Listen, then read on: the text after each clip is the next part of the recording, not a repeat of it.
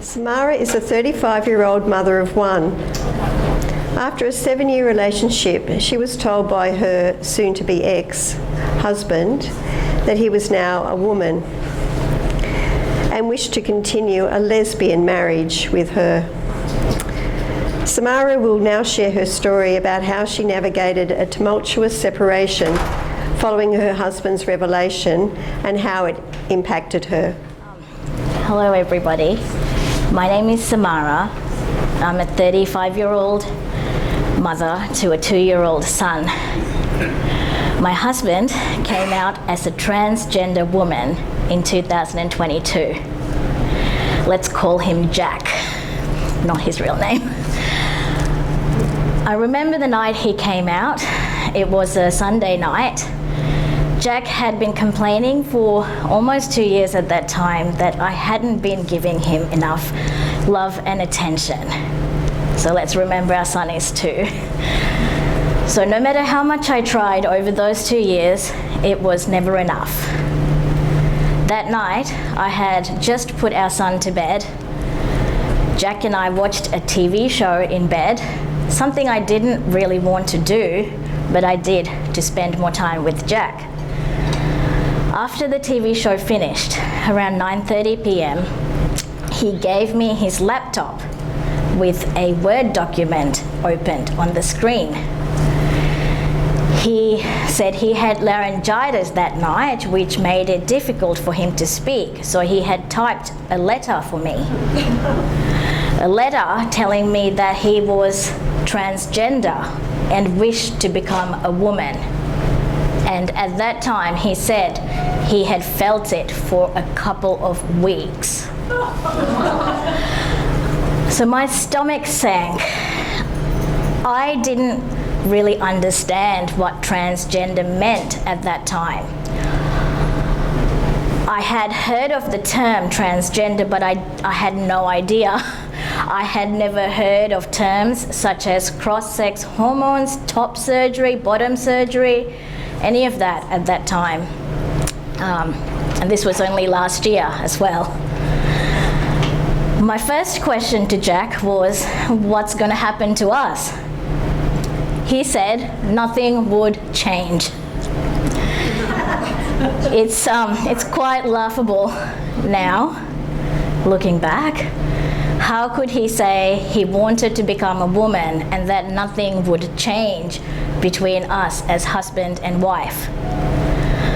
I knew at that moment that our marriage was over. He spoke about his eagerness to start female hormones because he wanted to change his body shape and grow breasts. That was his goal. He talked about how this was the answer he had been seeking all his life. It was the answer to all his problems and how we could be closer than ever. I was genuinely scared that he was going to coerce me into acts that I didn't want to do. I didn't want to be intimate with, quote unquote, a woman. I thought about what this meant for our son and how it could and would impact him. Something Jack clearly didn't think about. So that was a Sunday night. Jack didn't give me 24 hours to digest the news before he started changing his appearance. The very next day, I came home from work to find him wearing female clothes, a new hairdo, painted nails, body hair all removed, and eyebrows sculptured and new eyelash extensions. He also smelled of women's perfume. A few days later, he rehashed his entire wardrobe with women's clothes. I found his silicone breasts and lacy underwear and bras in the house. So much for nothing would change. It wasn't just the physical changes, it was his personality too, to some extent. Some things I probably should have seen a long time ago, but some things he did change in terms of his personality.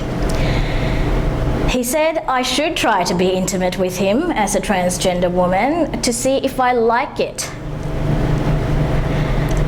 Then there were endless demands for my support and validation, wanting to know how I liked his new hairdo or what I thought of his new outfit or his freshly painted nails. He couldn't or wouldn't see how it affected me or why it was upsetting me. When he didn't get the validation he wanted from me, he sought comfort elsewhere, namely the internet. You see, initially when Jack came out, he said he had gender dysphoria. And remember, he said he had felt it for a couple of weeks at the time. So I looked it up. A few weeks later, I asked him about his gender dysphoria because when I Googled the definition, I found that gender dysphoria is something you had to have felt for at least 6 months. A low bar, but still, he didn't even meet that. So his response to that was that he didn't have gender dysphoria after all, but he was simply trans. And if you say you're trans, you're trans. So apparently people can be transgender without having gender dysphoria, something I still don't understand to this date. It didn't matter to him how I felt or how our son might be impacted by all of this. Jack put me down regularly. He called me crazy and bigoted. He had mood swings, especially anger when I didn't affirm him as a woman. He demanded I engage in circular arguments about his gender identity. One time, because I said I didn't want to discuss it with him at that time because I was working from home, he abruptly unplugged my computer while I was working, demanding I talk to him right then and there. He threatened to unalive himself on more than one occasion, saying his only options were to live as a woman or to not live at all.